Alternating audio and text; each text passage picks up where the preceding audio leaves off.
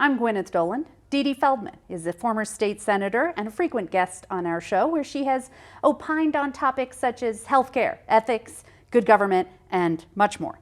She's the author of several books. Her latest is 10 More Doors, A Path to Change. Dee Dee Feldman, welcome to the show. Thanks, Gwyneth, for having me. My pleasure. I learned from your memoir that you were a protest marching, pot smoking, deadhead hippie. and I was not surprised. Well, I wouldn't use the word hippie. I wouldn't use the word hippie because I was more of an activist than I was a hippie. When I think of hippie, I think of, living in the country and not being engaged in realpolitik. What is surprising, reading the memoir, is that you managed to get yourself elected to public office as a woman from the rather traditional farming area of the North Valley. How did you win over people who didn't share your upbringing, your religion, even some of your values? Well, when I decided to run, and I ran for the city council first, and I lost, and then I ran for the New Mexico Senate and won. I was a little intimidated because when I went down to look at the people that were registered to vote, they all had Hispanic last names. And although I had lived in the area since 1976, people kept telling me, you'll never win because New Mexicans vote based on ethnicity, and especially in the Democratic primary, you haven't got a chance. And, I just didn't want to believe that. I didn't want to believe that. And maybe it was true, but I decided to act as if it wasn't true. And so I just went door to door and gave people the chance to get to know me, to see that I was not a threat, and to try to disprove that theory. And I did disprove that theory, and I had a great time doing it. You have a chapter about tortilla windows in the wall separating your yard from your neighbor's yard. What did your neighbors in the North Valley teach you about tolerance? Well, the first thing to know is that we moved into the neighborhood in 1976, bought a little white hut, I would say, with the idea of transforming it into a solar adobe, a passive solar adobe hacienda. And of course, that was quite ambitious. My husband is a designer builder, but still in 1975 we had visions of a solar greenhouse on the south side. And so we started laying adobes up, constructed a big volcano pit. We didn't have enough money to buy a mixer, and so we mixed the mud in a pit with hose, and our neighbors, and then tried to lay up adobe walls, and our neighbors kept driving by and looking at what these crazy gringos were doing out in their front yard. Finally, they took pity on us and stopped and told us how to lay adobes. And our neighbors from whom we bought our property helped us lay up walls. And one of the things that our neighbor insisted upon was making sure there was a small window in the wall separating our property so we could pass tortillas back and forth. I'm not a big tortilla maker, but she was, and it was a real symbol of neighborliness, I think. And you need to be a good neighbor in the North Valley because it's such a diverse area. You'll get a beautiful, territorial, expensive house next to a place that has sofas out in the front yard that have been rained on, and the cars have been saved for parts in the side yard. And people do tolerate one another. And it's kind of a code, especially when I was building our house and campaigning for office in the early 90s and before. It was, it was a question of survival. I have a picture, or have a picture in my mind that I tried to put in the book about my first night in the North Valley, which erupted in gunfire across the street. And I thought, wow, my research for this book has been, or for this house and my new neighborhood is totally inadequate. All I did was eat at Mexican restaurants up and down 4th Street and loved them. And boy, I didn't really figure this is what I was getting into. But it was a total aberration. And it was a Valley High School graduation. And we got past that, and we've loved the neighborhood, and we still live in the same house that we reconstructed. Now, before you came out here in 1972, you were a Quaker volunteer building a school in Uganda, and you had an epiphany there about government and society. What happened? Well, before I came to New Mexico, I was a high school teacher. I was a high school teacher at a Quaker school in Bucks County, Pennsylvania, called George School.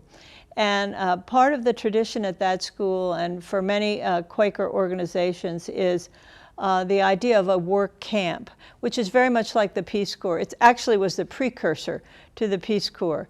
And so in 1972, my husband and I took 10 high school students who were my students to Uganda. And our job was to join with African students and build 2 classroom buildings there far out in the country in Uganda. It was a brutal year to be in Uganda because it was the year of Idi Amin. He was at the height of his power. And while we were there, the entire middle class of the country, which was Asians, who had been brought there years ago to work on the railroad, they were expelled and given 2 weeks to get out of the country. It really gave me the feeling of what it must have been like in Europe before the absolute takeover of Hitler and the Nazis throughout Europe. And so one day I got to teach in elementary school there, and the class was mostly teenage boys, and they were really operating probably at a 3rd or 4th grade level, but they knew so much from their lives. And of course, I try to translate. My question is, what is power? And what is political power, and how is it derived? And their answers were more instructive than anything I have heard since. And it gave me an appreciation, of course, for democracy and for people choosing their leaders rather than having them imposed upon them. Many of these kids went on to become part of the Lord's Army, and the incredible brutality that spread across that part of the world in the years that followed. So, you know, I kissed the ground when I got back, and it influenced me more than I had thought at the time. And that's what happens when you write a memoir. You kind of recall what happened, and was that important? Was that not important? Well, that was actually a lot more important in my life than I had thought, and set me on a direction to really value democracy and public service. So then by the late 80s, you started working on political campaigns. You were a press secretary for candidates like Tom Udall. And in 1988, all but one of your candidates lost. But you wrote that losing was just the beginning. What does that mean? Well, losing is just the beginning, and particularly in the 1980s and the early 1990s, it was rare for women to run for office. The first 2 candidates that I ran, that I helped, were one, my pediatrician, Dr. Suzanne Brown, who I think delivered half the babies in the South Valley and ran for the school board, and asked me, as I was delivering my daughter, would I be her campaign manager? And I said, well, I just gave birth. I'm busy. And she said, it's all right. It's all phone calls. And you've got an excuse from me anyway. So I did it. She won overwhelmingly. But the real serious campaign was the first woman to run for, seriously, U.S. Senate in New Mexico, and that was Judy Pratt, who ran in 1984. I learned a lot from that campaign. It was one of the first years of the woman. Geraldine Ferraro was nominated for vice president that year. Judy Pratt lost in a landslide to Pete Domenici. These were the Reagan years. But it was a women's campaign. I met a lot of people there that I continue to be allied with throughout my campaign. We were working on things like the ERA at that time, and equal pay, which is a continuing campaign. And we lost, but we went on. And then several other campaigns that I worked for. Brand Calkin was more of a campaign of environmentalists, and we lost very narrowly that year. We kept building each year, and finally in the early 1990s, women began to get a little more serious, learn how to raise money, learn how to ask for help, and be taken more seriously. And finally, in 1992, was a nationally and in New Mexico. And I write about this a little bit in a chapter called The Bitch and Moan Party, which was a gathering of women in the wake of Anita Hill's treatment by the Judiciary Committee. We got together and started discussing how do you do polling, how do you do fundraising, who's a good campaign manager. And the next year, there were a number of women that were elected to the New Mexico legislature, including Danis Pickrell, Mimi Stewart, Liz Stefanik, Ann Riley, and others. And nationally, that was the year of the woman, when Barbara Boxer, Dianne Feinstein, Patty Murray, and others were elected.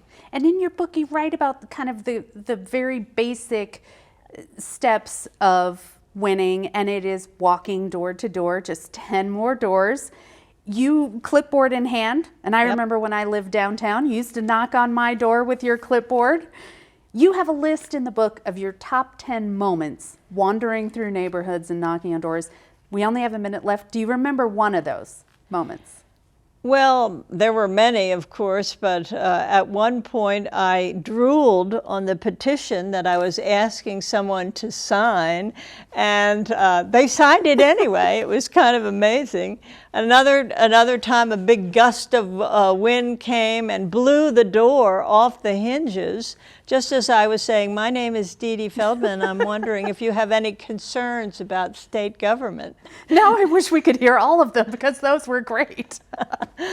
Dee Dee Feldman, thank you so much for talking to us about your book, 10 More Doors. Thank you for having me.